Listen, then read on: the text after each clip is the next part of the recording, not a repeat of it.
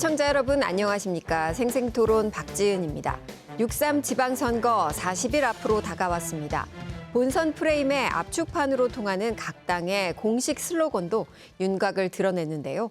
더불어민주당은 대한민국 정상화, 일 잘하는 지방정부를, 국민의힘은 깨끗하게 유능하게, 지역이 올라갈 시간을 각각 승부수로 던졌습니다. 거대 양당의 경쟁 구도가 가시화되면서 지역 정가도 뜨겁게 술렁이고 있습니다. 과연 40일 뒤 충청의 선택 어디로 향하게 될까요? 오늘 생생토론 요동치는 선거 지형과 이 시점에서 충청 민심 함께 짚어보겠습니다. 나와주신 분들 소개해드립니다. 이정문 더불어민주당 충남도당위원장입니다. 네, 반갑습니다. 더불어민주당 충남도당위원장 천안시병 국회의원 이정문입니다. 강승규 국민의힘 충남도당위원장입니다. 안녕하세요. 홍성 예산 출신의 국회의원 강승규입니다. 최창렬 용인대 특임 교수입니다. 안녕하세요. 최창렬입니다. 반갑습니다. 김영준 배재대 석좌 교수입니다. 예, 반갑습니다. 그럼 먼저 준비된 영상 보시고 본격적인 토론 이어가겠습니다.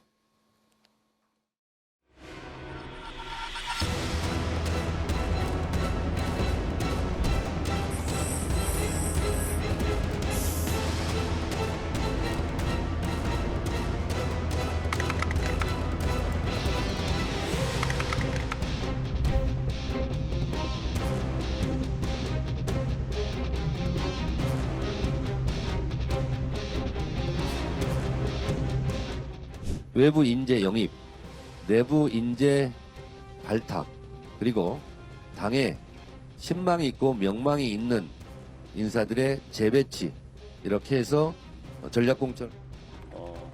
어떤 노력들을 해야 될지 고민해 보겠습니다.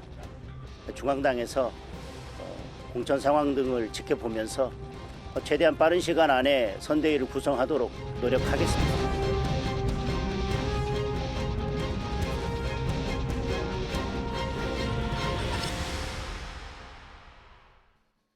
6.3 지방선거가 이제 한 달하고 열흘 앞으로 다가왔습니다. 이 현장에서 느끼는 민심의 온도도 남다를 것 같은데요. 먼저 이정문 위원장님께 여쭤볼까요? 네.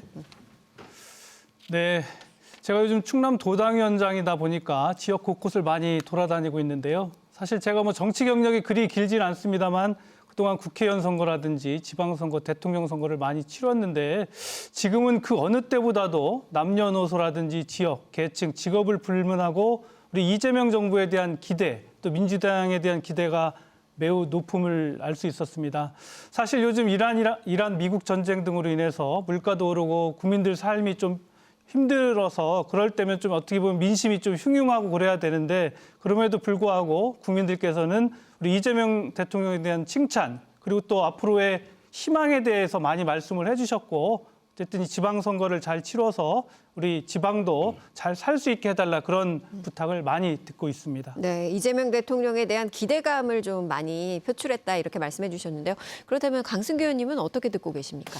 이번 지방선거에 대한 중요성을 우리 주민들께서 많이 얘기하십니다. 지금 민주당의 일당 독주가 너무 오랫동안 지속되면 우리나라가 독재 정부로 가고 독재는 또 파국으로 가지 않겠느냐. 저희가 부족한 게 많고 잘못한 것도 있지만 이런 일당 독주, 독재를 이번 지방선거에서 꼭 막아야 된다. 그런 측면에서 보면 중원, 이곳 충청에서는 이런 나라가 위기 때마다 애국 충절지사가 많이 나와서 나라를 구할 수가 있었는데요. 지금 대한민국이 건전한 그리고 또 건강한 발전을 지속하기 위해서는 균형 잡힌 호로 바뀌어야 되는데 이 중원에서 이번 지방선거를 통해서 균형의 어떤 시발점이 마련이 되고 그래서 대한민국이 좌와 우 그리고 또 양 날개가 건강하게 오랫동안 갈 수 있는 그런 나라를 만들어야 된다. 그런 만큼 지금 탄핵 정국 여러 가지 내란 정국으로 몰아가고 있는 이 민주당의 일당 독주를 이번 지방선거에서 꼭 막아달라 하는 그런 주민들의 간절한 바람을 선거가 다가오면서 읽을 수 있었습니다. 네, 두 분의 말씀을 좀 요약을 해보면 발전 대 균형 이 두 개의 키워드 중에서 유권자들이 어떤 것들을 선택할 것이냐 이번 선거에 좀 주목이 되는데요. 김영준 교수님께서는 이 부분 좀 민심 어떻게 읽고 계십니까? 충청 민심이라고 네, 얘기하고 있잖아요. 맞습니다. 우리 충청도가 선거에서 보면은 독특한 특성을 갖고 있는데요. 선거 때마다 바뀌는 거예요, 기준이. 그래서 우리가 보통 영어로 얘기하면 그걸 스윙 스테이트라고 얘기를 합니다. 미국 같은 경우는 이제 오하이오, 펜실베니아, 플로리다가 이제 대표적인 그 스윙 스테이트인데 역대 선거를 가지고 우리가 추론을 해보면 95년도 6.27 지방선거서부터 8번의 지방선거가 있었어요. 네. 그런데 거기에 가장 공통적인 거는 새 정부 출범하고 나서 1년 내에 치러지는 지방선거에서는 예. 거의 대부분 다 여당 후보가 이겼어요. 그 이유는 새 정부에 대한 조금 전에 이 의원님 말씀하셨지만 이제 기대 효과 네. 그리고 더 나가서 이제 지금은 이제 그 심판을 오히려 이재명 정부를 심판하는 게 아니라 이게 국힘을 심판해야 되지 않냐라고 하는 그런 그 분위기가 충청도만이 아니라 전국에서 지배를 하고 있기 때문에 상당히 현 시점에서는요. 예. 여당이 굉장히 우호적이지만 이걸 꼭 말씀을 좀 드리고 싶어요. 이걸 거의 모르더라고요. 우리가 선거 당일날 방송 3사 출구조사를 합니다. 그렇죠. 나온 사람을 물어보는 물어보죠. 거죠. 언제 후보를 정했는지 우리 투표 결정 시기라고 얘기를 하거든요. 네. 어느 정도 될 것 같습니까? 일주일 전까지도 누구 찍을지 결정하지 못했다. 2018년도에 무려 64.3%입니다. 절반 이상이네요. 절반 이상이에요. 2022년도 선거에서도 49.5%. 지금은 당연히 이제 여당이 흐름이 굉장히 우호적이지만은 예. 한 40일 남았지 않습니까? 예. 얼마든지 이게 변화될 수 있는 그런 것이 있기 때문에 여야 모두가 또 이제 긴장을 좀 해야 되지 않을까 생각을 좀 합니다. 네, 지금까지는 좀 여당이 유리하지만 그렇죠. 언제든지 좀 바뀔 수 있는 상황이다. 그리고 시기가 많이 남아있다. 이렇게 좀 보셨어요.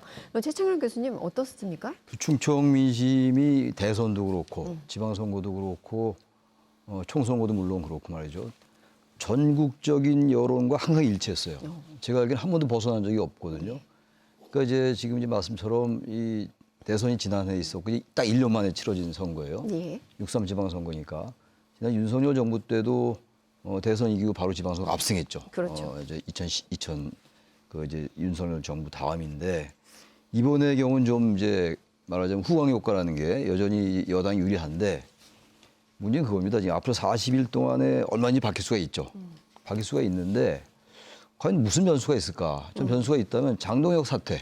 네. 만약에 이 국민의힘에서 장동혁 대표가 사퇴를 하고 아주 혁신적인 쉽지 않은 일 같긴 한데 혁신적인 만약에 비대위를 꾸린다든지 이렇게 된다면 글쎄요 뭐 대구라든지 경북은 뭐 지금 전망도 지금 그 국민의힘이 유리하다고 합니다만 특히 충청 같은 경우는 지난 총선 때는 이 지금 여기 계신 강승규 의원님하고 세 분을 제외하고는 다 민주당이란 말이에요. 국민의힘이 그만큼 여기 열세였어요. 지난 총선 때. 지난 대선 때도 이재명 후보가 앞섰고 근데 이게 전체적인 거 항상 맞물리는 거거든요. 그러니까 지금도 40일 동안 변수가 뭐가 있긴 있겠습니다만 별로 없을 것 같아요. 아까 제가 보도를 보니까 장동혁 대표가 사태가 이게 지방선거에 관한 유리할지 한번 고민해 보겠다 이런 취지의 말씀을 했던데 오늘 보니까 아까 보도를 보니까 글쎄 그럴 것 같지 않아 보이긴 해요. 뭐 알 수는 없죠. 알 수는 없는데 그런 특별한 변수가 아니면은 현재 지금 원래는 사실은 후광 효과 때문에 여당이 유리한데 또 보기에 따라서 입법 권력 다 갖고 있고 예. 여당이 행정 권력 가지고 있으니까 지방 권력까지 가면 안 된다는 이런 식의 민심이 작동될 수 있는 여건이에요 사실은. 근데 그러한 식의 변수가 전혀 작동되지 않는 분위기. 예. 그게 뭡니까 그거? 결국 장동 리스크예요. 제가 본론에 딱 들어가서 말씀드리면 충청에서도 그게 그대로 관철될 가능성이 대단히 높다. 좀 그렇게 말씀드립니다. 예. 네, 그럼 이 부분 좀 이어서 강승규 의원님께 좀 질문 드리면 과연 변수가 뭘까라는 질문을 하셨어요. 근데 이제 여기에서 지도부에 대한 리스크를 어떻게 해결할 것이냐 이제 이 부분을 좀 질문하셨는데 혹시 답을 하신다면 어떻게 하시겠습니까? 저는 그 대답보다도 먼저 여당의 리스크가 또 있을 수 있다고 생각합니다. 지난 선거에서 이렇게 돌아보면 유권자들이 국민들이 심판을 할 때 그 기준이 오버하고 또 독주하고 이런 부분에서는 반드시 견제를 날립니다. 지금 이번 선거에서 보니까 송영길 대표 전당대회로 그렇게 악명 높았던 송영길 대표를 전략 공천한다든지 또 뭐 임기제 여직원과 칸쿤 여행한 그런 부분을 뭐 서울시장에 공천한다든지 또 무슨 뭐 까르띠에 시계 수수 의혹의 전재수 후보를 또 부산에 공천한다. 이렇게 여당의 어떤 뭐 여러 가지 오만과 이런 부분 등이 지속되고 있는데 이런 부분들을 과연 국민들이 지금 이재명 정부의 어떤 인기에 편승해서 이런 부분들을 다 포용하고 그렇게 또 넉넉하게 봐줄 수 있는 것인지 그것이 대한민국의 정치에 대한민국의 지방행정의 하나의 지표로서 국민들이 용납할 수 있을지 저는 그렇게 들여다봅니다. 네. 우리 장동혁 대표 리스크에 대해서는 저는 이렇게 생각합니다. 지금 국민의힘은 탄핵과 또 계엄과 탄핵 정국으로 인해서 실질적으로는 지도부라든가 어떤 여러 부분에서 국민들로부터 회초리를 지금 세게 맞고 있는 중입니다. 여기에 내분까지 일어나 있죠. 그 탄핵 정국에서 또 우리는 분열이 되었습니다. 그 분열된 것이 그저 뭐 지도부 하나 바꾼다고 또 지도부가 누가 장동혁 대표가 어떤 뭐 보수 강성 보수층과 연대돼 있다고 그래서 그 층을 또 바꾼다고 그래서 그렇게 저는 가볍게 해결된 문제라고 생각지는 않습니다. 이 또한 여당이 그리고 또 우리 내부에서 분열된 세력들의 어떤 연대의 어떤 그런 프레임도 있기 때문에 저는 선거가 다가올수록 어떤 뭐 책임 물갈이 이런 것보다도 원팀으로 선거를 일정 정도 원팀으로 해서 그 선거에 책임을 져야 한다고 생각합니다. 그러니까 장동혁 지도부가 최종적으로 어떤 선택을 할지 모르지만 또 선대위를 어떻게 구성해서 지금 여러 층에서 나오고 있는 어떤 지도부에 대한 물갈이 어떤 요구 등을 담아낼 수 있을지 모르지만 여하튼 우리는 원팀으로 가서 선거에서 여당의 독주를 막아내는 그래서 견제 세력으로서 어떤 최소한의 발판이라도 말해야 된다는 그런 부분에 국민들께서 좀 봐줬으면 하는 시각을 저는 어떤 호소를 드립니다. 네, 지도부와 오히려 원팀을 구성하겠다 이렇게 좀 말씀해 주셨는데요. 그렇다면 이번에는 그 여당에게 좀 질문을 드릴게요. 왜냐하면 지금 변수가 뭘까가 지금 가장 중요한 시점이다 이렇게 좀 교수님 네. 말씀하셨는데 보니까 독주와 오버하는 그런 상황들이 오히려 더 회초리를 맞을 우려가 크다 이렇게 좀 또 반론을 하셨단 말입니다. 어떻게 보고 계십니까? 예, 저도 뭐 그 부분에 대해서 유념을 하고 있습니다. 사실 우리 지금 지형으로 보면 더불어민주당의 여러 후보님들, 우리 충청권의 경우에도 앞서고 또 유리한 것이 사실인데요. 선거라는 것은 아직 40일이나 남았고 그 안에 또 어떤 일이 벌어질지도 모르고 또 그동안 또 저희 후보들이 만약 당선된 것처럼 오만하게 또 행동한다거나 하면 또 국민들께서는 그 부분을 또 심판을 하실 거기 때문에 저희 당의 기조는 앞으로도 선거운동을 끝날 때까지 겸손한 마음으로 시민들을 대하고 그런 부분을 저희 후보들한테도 제가 요즘 개소식을 많이 다니는데요. 그 자리에서도 그 부분을 매우 지금 강조하고 있습니다. 그래서 그 오만 독주 프레임에 대해서 저희가 유념을 하고 있다 이렇게 말씀드리겠습니다. 네, 그렇군요. 민심을 잡기 위한 각 당의 필승 전략도 궁금한 상황인데요. 어떤 게 있는지 이어서 여쭤보겠습니다. 강승규 의원님 어떤 필승 전략 내세우고 계십니까? 이기는 전략이어야 되고요. 지방이 지방의 시각에서 지방을 살리는 그런 선거 전략을 저는 채택한다고 생각합니다. 지난번 저희가 충남 대전 통합법안을 낼 때도 지금 수도권 1극 체제를 극복하는 길은 그것을 다극화하는 것이고 그건 이재명 정부에서도 5극 3특 공약을 내세웠기 때문에 실질적인 지방의 시각으로 분권과 또 권한이 이양되어서 이 부분을 지방의 시각으로 발전 전략을 새롭게 짜는 것이 필요하다고 봅니다.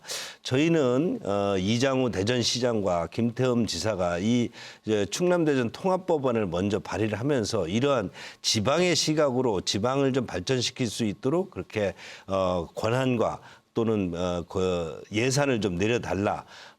어떤 소득 체계를 그러니까 조세 체계를 중앙의 시각에서만 그저 나눠주는 것으로 하지 말고 지방이 지방의 시각으로 살림살이를 할 수 있도록 그렇게 나눠달라. 권한도 좀 나눠달라 했는데 결국 이재명 정부가 선거 앞다고 이를 선거에 이용하면서 사실상 무산이 되었습니다.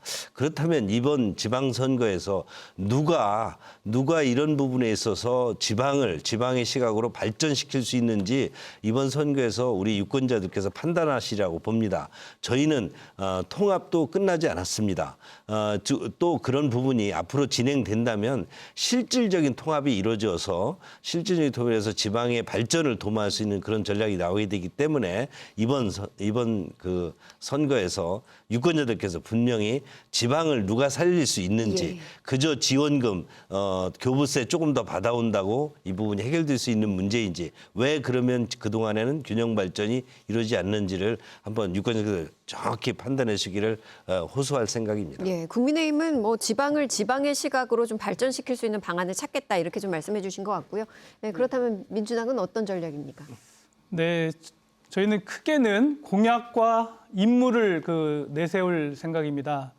우선 정책과 관련해서요. 저희 더불어민주당의 슬로건이 국가 정상화, 일 잘하는 지방 정부입니다. 그래서 엊그제 우리 정책위원회에서는 이런 공약을 발표를 했는데요. 그래서 5대 비전, 15대 정책과제 200개 공약을 발표를 했고 향후 광역 또 지방자치단체별로 맞춤형 공약을 우리 도민들에게 이렇게 전달할 내용입니다.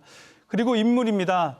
저희 더불어민주당은 이번 공천 과정에서 사무 4강 시스템 공천을 통해서 중앙당이 일방적으로 결정하는 후보가 아니라 우리 당원과 우리 국민들께서 스스로 여러 경선 절차를 거쳐서 최강의 후보를 선출을 했습니다. 그리고 선출이 된 이후에도 보시겠지만 원팀을 이루어서 패배한 후보들이 다들 승리한 후보들의 그 여러 행보에 같이 정책연대 등으로 보조를 맞춰서 정책, 인물이 함께 공존하는 그런 정책을 펼쳐서 우리 이재명 정부의 성공을 지방에서도 실현할 수 있는 그런 행위를 할 계획입니다. 네, 지금 최창렬 교수님 이제 민주당 같은 경우에는 이제 공약과 임무를 이제 핵심 키워드로 내세웠단 말입니다.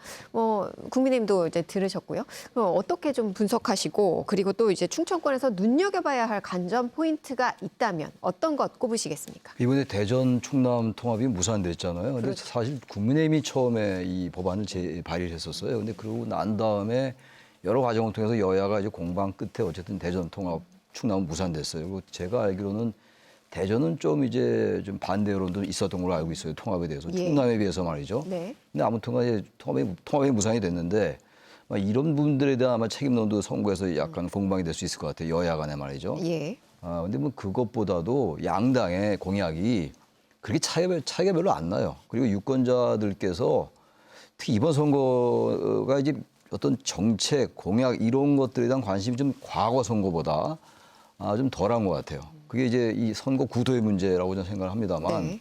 글쎄 앞으로 40일 동안 또 어떤 구도가 바뀔지는 알 수 없어요. 뭐 선거라는 게 워낙 변수가 많은 거 어떤 경우는 하루 전날도 바뀐 경우가 많아요. 과거에 요즘이야 그런 게 거의 없어졌는데 과거 제가 옛날에 볼 때는 바로 아침에 무슨 흑색 선전 그게 뿌려지고 이런 경우도 있긴 있었어요. 뭐 그런 건 옛날 얘기는 합니다만 그럼에도 불구하고 충청권 같은 경우도 제가 아까 모두에 말씀드린 것처럼 충청권은 전체적인 이제 그 흐름, 민심의 흐름과 상당히 일치하는 거의 100% 그런 경향을 보여왔어요. 충청에서 이긴 정당이 전국에서 이긴 걸 한 번도 못 봤거든요, 제가. 그런 상황이기 때문에 게다가 또 특히 이제 지금 이제 국민의힘 의원들께서 3분밖에 안 계시고 대전, 세종, 충남 다 합쳐서 말이죠. 이런 상황이라서 민심의 흐름은 어쨌든 간에 지금 충남에서는 민주당이 유리한 것만 분명히 현 단계에서는 예. 근데 앞으로 또 모르겠습니다만 이제 그런 부분을 국민의힘이 어떻게 바꿔나가냐의 문제예요. 아까 지도부 얘기가 나오긴 나왔습니다만 현재로서는 지도부가 그렇게 바뀔 것 같지는 않아 보이긴 해요. 또 알 수 없죠. 워낙 이제 여론조사가 계속 나올 테니까 지금 여론조사가 결과는 뭐 충청도 물론 그렇고 대체로 이제 국민의힘에 불리한 조사가 많이 나오고 있어요. 지금 그게 사실이고 말이죠. 이제 그런 걸 당 지도부가 어떻게 받아들이냐 문제인데 충청이라고 해서 특별히 뭐 다른 지역과 다른 특별한 건 없는 것 같고 단지 이제 세종시의 경우가 이제 대통령 집무실 언제 이전하냐 문제 그렇죠. 그리고 특히 대전도 그렇고 충청도의 민심이 항상 선거 때마다 이제 뭐 국회 옮기는 문제 그리고 이제 집무실 옮기는 문제 이런 게 항상 문제가 됐어요. 근데 잘 이루어지지 않았고 아마 그런 것들도 이번에 공방이 되지 않을까라는 생각을 합니다. 네. 그렇다면 이 교수님께서는 또 이 부분, 우리 충청권의 민심에 가장 크게 반영될 부분 어떤 부분 또 짚으시겠습니까? 지금 우리 뭐 언론이나 이런 쪽에서 얘기하면 너무 도식적인 그런 나름대로의 견해들이에요. 뭐 지금 얘기하는 뭐 인물이냐 공약이냐 뭐 이런 얘기인데 선거 연구를 굉장히 과학적으로 하고 있는 그 미국의 네. 연구 경향을 보면은 네. 선거는 감정에 의해서 지배되는 거예요. 아, 오히려 감정이다. 오히려 감정 지형이라는 표현을 쓰거든요. 이거 조지 마커스 교수가 이제 그 만들었던 이론인데 네 가지가 핵심인 거예요. 불안, 분노, 기대, 그리고 더 나아가서 마지막에 피로입니다. 네. 그러면은 유권자들이 투표를 할 때 현재의 우리 선거 환경이 세 가지 특징이 있어요. 첫 번째 특징은 뭐냐면 이재명 대통령의 국정운영 지도가 상당히 높다. 이게 이제 지금 그렇죠. 현재 환경이고요. 네.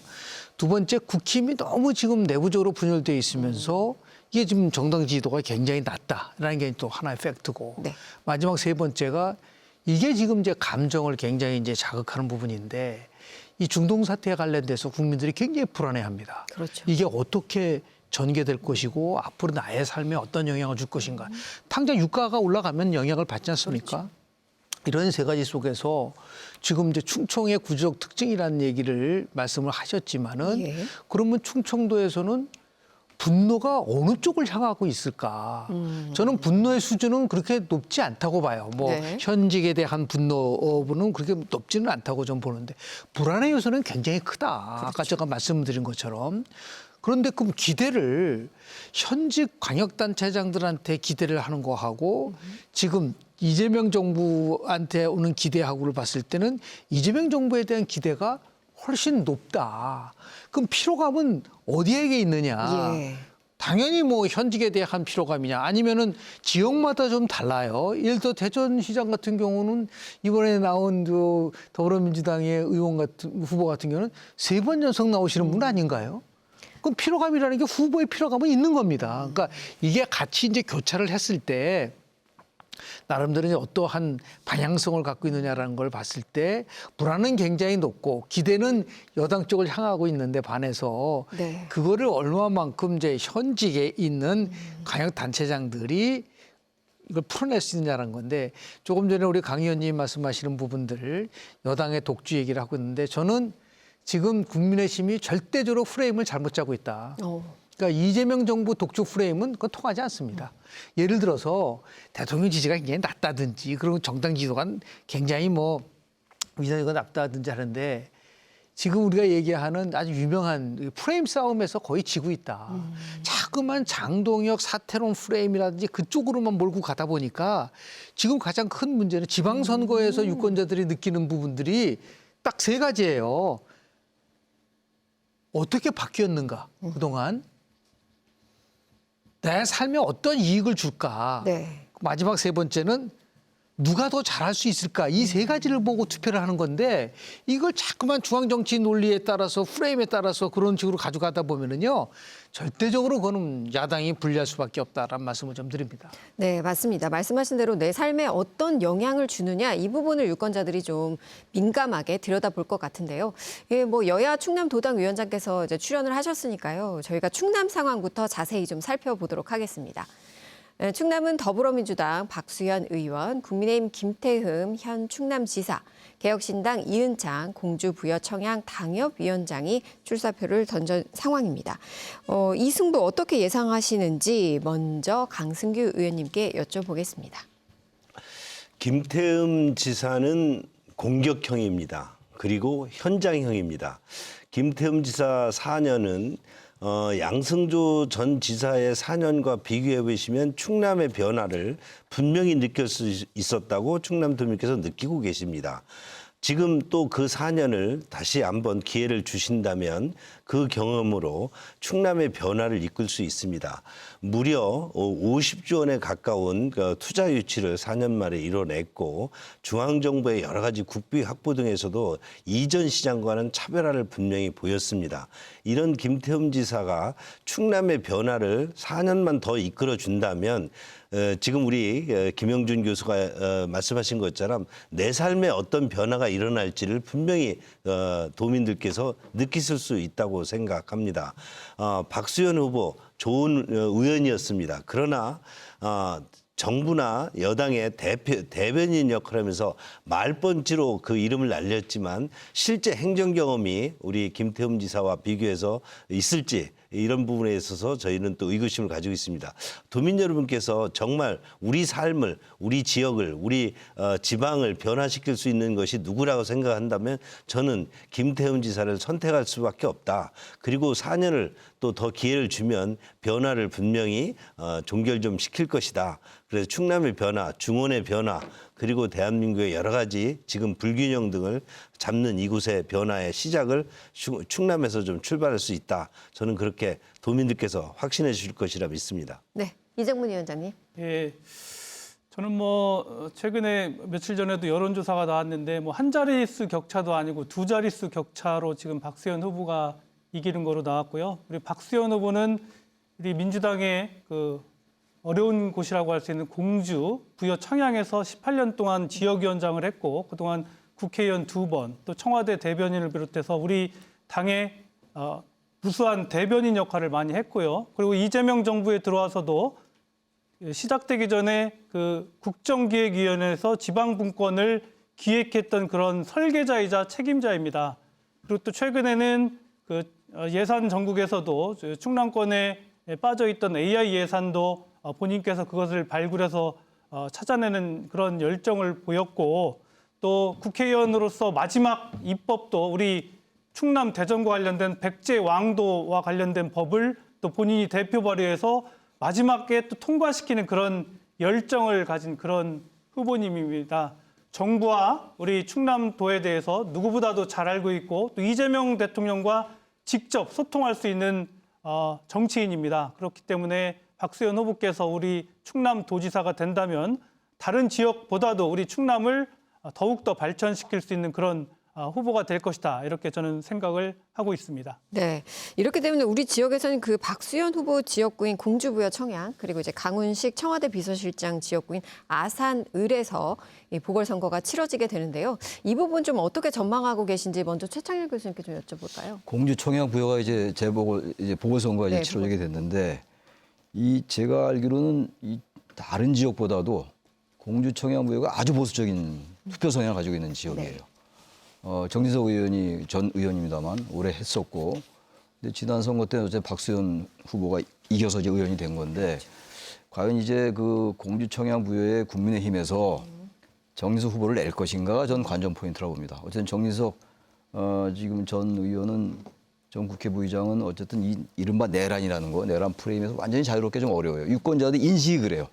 팩트를 떠나서 법률적으로 이런 부분을 떠나서 기본적으로 유권자 일반에게 어떤 인식을 가지고 있는가가 대단히 중요합니다. 그게 투표의 인식의 문제인데 그게 하나의 관전 포인트고 아산을 같은 경우는 강훈식 의원 나가 비서실장 가서 또 보궐선거가 치러진 지역인데 아산도 마찬가지예요. 그래서 어쨌든 간에 우리가 흔히 인물이다, 바람이다, 구도다 이런 말씀 많이 하잖아요. 선거에서. 선거 여러 변수 중에서 3대 핵심 변수가 그거라고 얘기하는 건데 구도가 워낙 불리해요. 구도 자체가. 선거 환경 아까 우리 김 교수께서 말씀하셨는데 선거 환경이 아주 불리하게 됐어요. 국민의힘에. 그러니까 이제 아마 제가 볼 때는 지금 우리 강승규 의원님 계십니다만 답답하실 것 같아요. 그렇다고 이런 데 나와서 국민의힘을 비판할 수도 없으실 거고. 근데 어쨌든 간에 아무리 뭐라고 얘기를 해도 내 삶이 어떻게 되고 지금 이제 이 앞으로 나라가 어떻게 되고 이런 거 다 생각하죠. 근데 기본적으로 이 투표라는 게 지방선거라는 게 총선거하고 또 달라서 말이죠. 지역적인 특성도 있습니다만 여전히 그런 것들이 관철되는 이 크로스 커팅이 되는 이런 선거이기 때문에 이번 선거가 정말 국민의힘 후보들은 굉장히 죽을 맛일 것 같아요. 충청도라고 예외가 아닐 것 같고 지금 이제 다시 재보궐선거로 들어와서 재보궐선거 이번에 이제 전국에서 14곳 치러지는데 충청에서 많이 치러지고 있는데 과연 이게 전국적인 구도에서 과연 자유로울 수 있을 것인가. 근데 공주 청양 부여 같은 경우가 이제 워낙 보수적인 지역이기 때문에 또 정진석 후보의 출마 여부도 아직 결정이 안 된 상황이고 이런 것들이 변수가 될 수 있다고 생각합니다. 네, 그러면 이 부분은 우리 강승규 의원님께 좀 여쭤볼까요? 정진석 의원님의 출마 여부가 변수가 될 거다 이렇게 말씀하시는데 어떻습니까? 당에서 시스템에 의해서 이기는 후보를 선택하리라 봅니다. 근데 이제 공주부의 청양을 좀 잠깐 최근 선거를 들여다보면 22년 선거에서 정진석 실장이 박수현 후보에게 패배했습니다.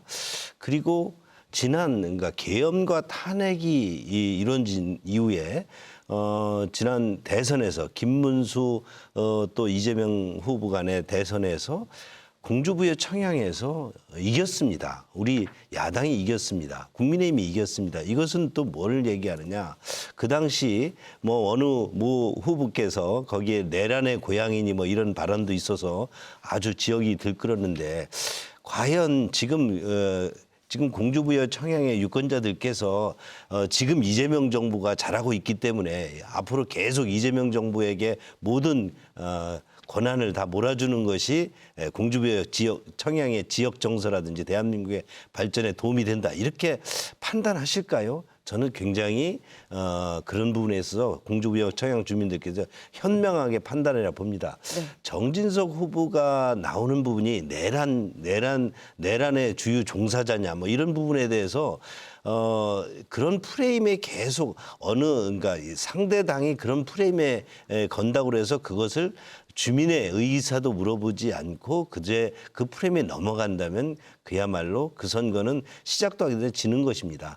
저희는 아마 당에서 공천하기 전에 여론조사라든지 다양한 어떤 조사 방법을 통해서 시스템적으로 이길 수 있는 후보가 누군지 그게 누구인지를 아마 픽을 해서 이번 공주부여 청양을 이길 수 있다. 저는 보궐선거를 이길 수 있다. 그렇게 판단하고 있습니다. 네. 아산 의뢰에도 좀 후보가 거론되고 있습니까? 지금 아산 후보에도 김민경 후보라고 국민통합위원회 홍보위원이 지금 공천이 되었습니다. 예.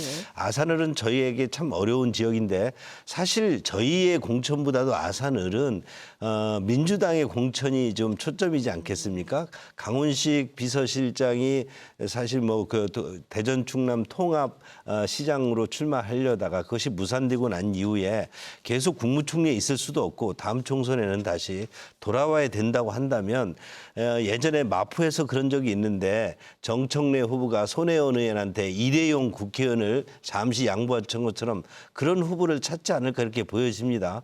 저희는 아산을 어렵지만 아산에 젊은 친구들이 가장 많고 또 여성 유권자들이 또 이에 의해서 큰 힘을 가지고 있어서 김민경 후보를 단수 추천한 바 했습니다. 예, 그렇군요. 그렇다면 민주당 상황도 좀 알아보죠. 네. 우선 한때는 이번 공주부여 청양의 의원직 사퇴를 우월로 해서 재보궐을 내년으로 한다 이런 사실 보도도 있었는데요. 이번 우리 민주당은 명확하게 정리를 했습니다. 현재 도지사로 확정된 시장으로 확정된 후보님들이 29일 날 일괄 사퇴를 해서 예. 6월 지방선거 때 같이 보궐선거를 한다. 그래서 공주부여 청양도 우리가 후보를 낸다라는 말씀을 드리겠고요. 예. 사실 공주부여 청양은 아까도 말씀드렸지만 저희 민주당으로서는 참 어려운 지역이었습니다. 그럼에도 불구하고 우리 박수현 후보께서 열심히 활동을 해주셔서 정진석 전 의원과 2승 2패의 그 결과를 마련을 해서 또 이번에는 도지사의 더 큰 꿈을 실현하기 위해서 사퇴를 했는데요. 저는 공주부여 청양에 또 박수현 의원이 사퇴하면 저희가 이번에 그 국회의원을 공천하는 원칙을 내부 발탁, 또 인재 영입, 명망 있는 인사의 재배치 등을 통해서 최적의 후보를 선출을 하면 그분과 우리 또 박수현 충남도지사의 그 역할이 시너지를 발휘해서 저는 공주부여 청양에서도 반드시 승리할 수 있겠다.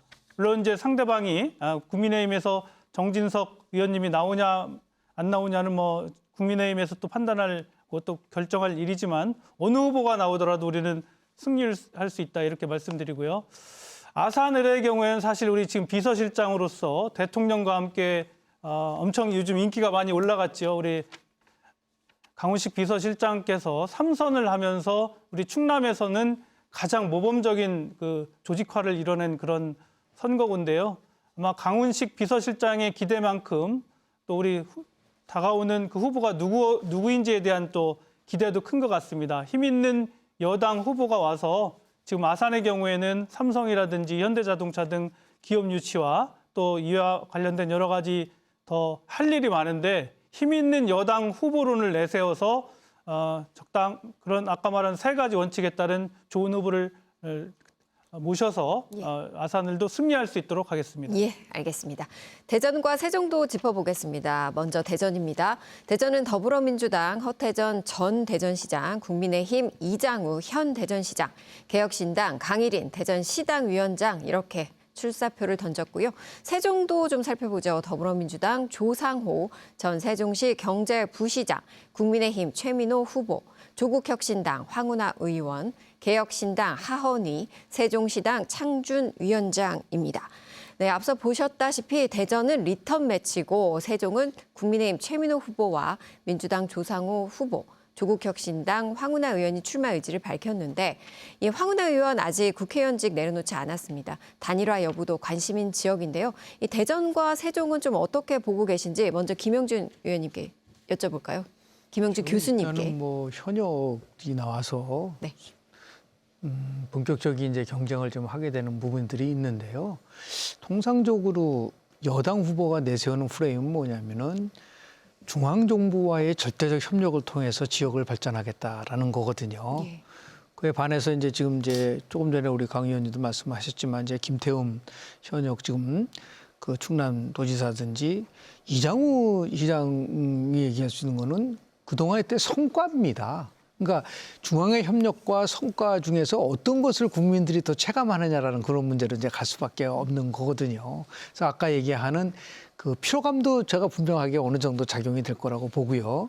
또 하나는 개혁신당이 나왔을 경우에 여하튼 간에 3자 구도로 가면은 일정한 부분 개혁신당의 후보가 표를 만약에 가져간다고 한다면 뭐 단일화면 모르겠지만은 이게 분리돼서 나왔을 경우에는 이제 그것은 뭐 당연히 여당한테 불리할 수밖에 없는데요. 제가 보는 관점은 이겁니다. 그거보다도 지금 이제 동시선거를 하는 거잖아요. 그러면 유권자들이 투표 행태를 봤을 때 일자 투표를 할 것 같으냐 아니면 분리 투표를 할 것 같으냐. 그러니까 도지사 선거를 하면서 국회의원 선거를 할 때 도지사 선거의 후보에 누굴 찍느냐에 따라서 바로 그게 연계돼서 하는 거를 우리가 일자 투표라고 얘기를 하고 그렇지 않다. 뭐 도지사라든지 광역단체장은 광역단체장이고 그리고 재보궐선거는 국회의원의 개인에 대한 거는 이제 분리인데 분리 선거를 가져와야지 당연히 야당한테는 유리할 수밖에 없는 거라고 한다면요. 결국은 이거는 뭐 인물 경쟁력을 가져갈 수밖에 없는 것이다라는 얘기를 하는 것이고요. 무조건 뭐 지방과의 협력에 대한 부분들은요. 지금 여당에 대해서 야당이 전략은 협력은 인정하죠. 중앙정부에 다 협력이 필요하죠. 다만 어떤 방향으로 협력을 할 것이냐는 거고 결국은 중앙정부의 대리인으로만 그친다고 한다면 그게 무슨 발전을 가져올 수 있겠느냐. 오히려 훨씬 더 이 협력은 필요하지만은 정확한 방향성을 가지고 성과를 낼 수 있다는 것을 어느 정도 유권자들에게 정말 각인시켜 줄 수 있는 거냐 그런 싸움으로 아마 나올 가능성이 굉장히 크다고 봅니다. 네, 이번에 최창렬 교수님께는 이 여야의 공천 결과 총평을 좀 여쭤볼게요. 우리 충청권 지역. 충청은 지금 전부 현역이에요. 지금 대전시장도 그렇고 충청지사도 그렇고 말이죠. 이런 상황이기 때문에 기본적으로 현역 프리미엄이 얼만큼 작동되냐의 문제입니다. 이번에 이 지금 특히 지방선거의 경우를 보면은 이 재보궐선거 말고 말이죠. 여당과 야당이 아주 뚜렷한 차이가 야당은 거의 현역이에요. 거의 100%로 거의 제가 알고 있는데 여당은 그렇지 않단 말이에요. 그러니까 지금 어쨌든 야당이 지금 현역이 많이 이제 공천을 받는 거는 여러 가지 요인이 있을 거예요. 현역 프리미엄도 있을 것이고 또 하나는 지금 선거 구도가 워낙 불리하니까 야당에게 불리하기 때문에 야당 후보를 누가 나서겠다는 인물이 별로 없는 것도 요인인 것 같기도 해요. 그 상황인데 어쨌든 이 대전도 그렇고 대전의 이장우 시장과 허태정 전 시장인데 이 리턴 매치예요. 리턴 매치인데 이장우 시장에 대한 평가 뭐 그렇게 나쁘지 않은 걸로 제가 알고 있어요. 근데 지금 이게 과연 인물 경쟁력으로 선거가 치러질 것이냐. 지금 보세요. 대통령 지지율이 높잖아요, 지금. 그래서 정당 지도에서 민주당이 압도적이고 이러한 부분들 제가 계속 말씀드리는 게 이 대전의 발전을 가지고도 여러 공방이 있겠습니다만 여야 간의 후보 간의 공방이 있겠습니다만 그런 부분을 압도하는 게 선거 구도의 문제예요. 역시 대전은 마찬가지고 근데 어쨌든 이 허태정 전 시장이나 이장우 시장이나 다 인물은 인지도는 높아요. 그렇죠. 인지도 다 알려져 있는 이 대전 시민들께서 다 아는 분들인데 과연 이제 이 중앙 정치에서의 선거 구도, 대통령 지지율, 정당 지지도 이런 부분들이 어떻게 영향을 미치느냐의 문제라고 좀 봅니다. 왜냐하면 두 후보가 여러 가지 공약을 낼 거예요. 네. 좋은 공약들을 뭐 특별히 나쁜 공약이 있겠어요? 그렇죠. 이번 지방선거는 거의 절대적으로 중앙 정치의 영향력이 네. 크게 작동되는 선거일 것이다. 네. 이번 토론이 정말 재밌는 게 이제 교수님들의 의견이 굉장히 이렇게 이제 상반되고 있어요. 자, 김영준 교수님께서는 구도다. 유권자들의 입장에서 봤을 때요. 제가 한번 묻고 싶은 게 있는데 중앙정부와의 협력을 하면은 지역이 발전된다. 2018년 문재인 정부 때 지방선거가 있었어요. 압승을 했죠. 그리고 4년간 누가 대전시장이었나요? 우리 허태천 시장이 대전시장이었지 않습니까? 예. 근데 2022년에 그렇게 중앙정의 협력을 받고 잘 발전시킨다고 하면 왜 2022년도에 정권이 교체되고 지죠? 그러니까 이 말은 뭐냐면 단순하게 중앙과의 협력을 가지고서 지역을 발전시킬 수 있다는 그 가설은 그렇게 우리가 받아들이기 어렵다. 네, 정말 알겠습니다. 지역을 발전하기 위해서는 어느 후보가 아까 말씀드리처럼 우리의 삶을 더 윤택하고 성과를 낼 수 있느냐를 통해서 아마 평가받는 현명한 선택을 저는 할 수 있을 거라고 저는 봅니다. 네, 구도 대 인물 도대체 이번 선거에는 어떤 부분이 좀 더 강점을 보일지 저희도 좀 지켜보도록 하겠고요. 이번에는 여론조사로 좀 민심을 읽어보겠습니다. 먼저 개요부터 말씀드리겠습니다. 한국갤럽이 지난 4월 21일부터 사흘 동안 전국 만 18세 이상 남녀 1,001명을 대상으로 실시한 전화 인터뷰 조사 결과입니다. 표본 오차 95% 신뢰 수준에 플러스 마이너스 3.1%포인트, 응답률은 14.7%였고요. 자세한 내용은 중앙선거 여론조사심의위원회 누리집에서 확인하실 수 있습니다. 한국갤럽에서 발표한 대통령 국정 지지도부터 좀 살펴보죠. 이재명 대통령의 직무 수행에 대한 긍정평가 1% 상승한 67%로 나타났고 부정평가는 1%포인트 하락한 25%로 나타났습니다. 네, 이재명 대통령에 대한 국정 지지율 이번 선거에 미칠 영향 뭐 강력할 것이다. 최철규 교수님 계속 말씀해 주셨는데 이 부분 말씀하시는 거죠? 당연하죠. 지방선거에서 뭐 솔직해져야 돼요, 우리가. 이거 선거라는 게 지방선거, 왜냐면 1년쯤 됐기 때문에 후광 효과도 있겠습니다만 반대로 정권이 그동안 이 국정 운영을 잘 못했다.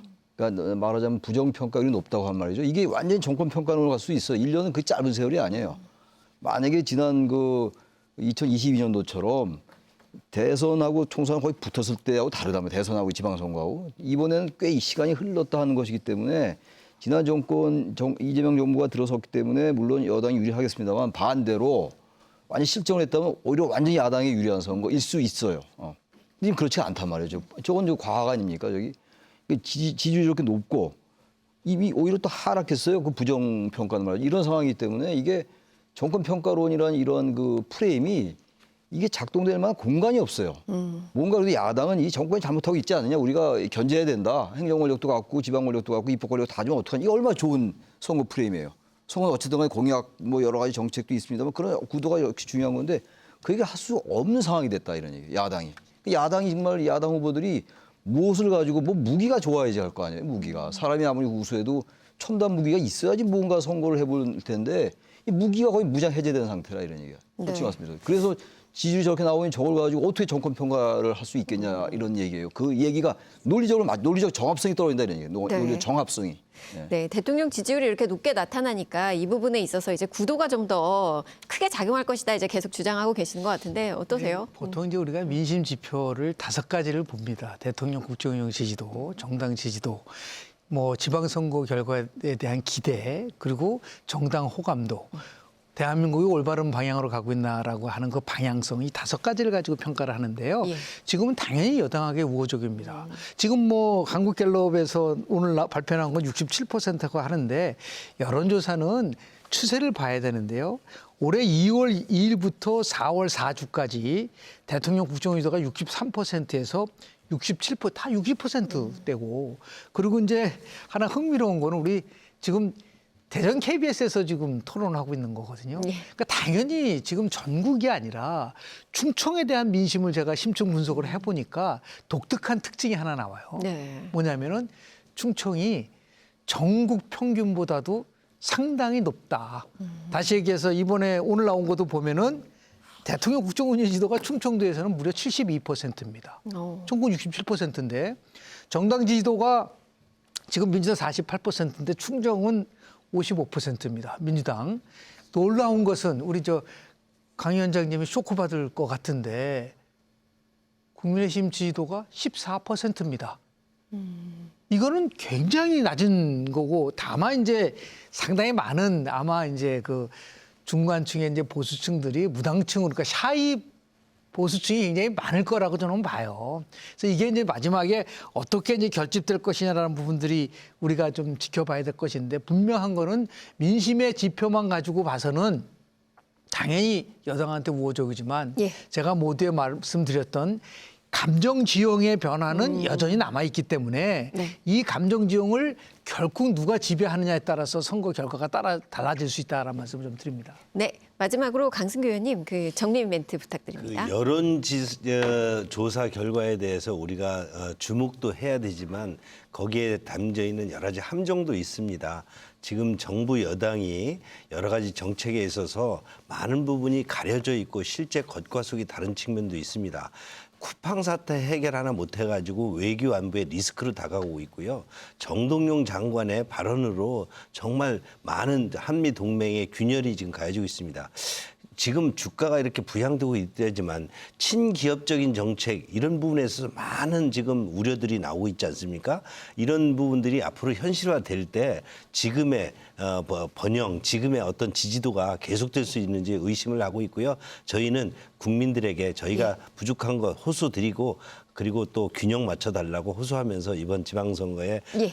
균형을 좀 강조하겠습니다. 네, 이정문 위원장님 마지막 멘트 부탁드립니다. 예, 뭐 여론조사 결과라는 것에 뭐 일희일비할 수는 없겠지만 이런 그 기조가 유지된다는 것은 그만큼 이재명 정부에 대한 기대, 또 민주당에 대한 기대가 크다는 것을 느낄 수 있습니다. 다만 조사 결과를 보면 무당층의 비율이 26%에 달할 정도로 아직 그 표심을 정하지 못한 분들이 있는데요. 그런 분들을 또 표를 우리가 가져올 수 있도록 더욱 노력을 할 거고 이재명 대통령께서 민생, 외교 이런 부분에 있어서 지금 중동 전쟁 등을 하면서 정말 잘하고 있다는 평가가 나오고 있는데요. 이런 것을 우리 지방에서도 실현할 수 있는 그런 선거를 할 수 있도록 도당위원장으로서 역할을 하겠습니다. 네, 고맙습니다. 토론을 마무리할 시간입니다. 선거는 사람을 드러내는 시간이 아니라 후보자의 됨됨이가 드러나는 시간이라고 말합니다. 각 정당의 화려한 슬로건보다 중요한 것은 지역 현안을 풀어낼 실질적인 해법과 그 약속을 지킬 실행력일 겁니다. 앞으로 4년을 결정한 40일 그 어느 때보다 냉철한 유권자의 판단과 검증이 필요한 시점입니다. 함께해 주신 네 분 수고하셨습니다. 시청해 주신 여러분 고맙습니다.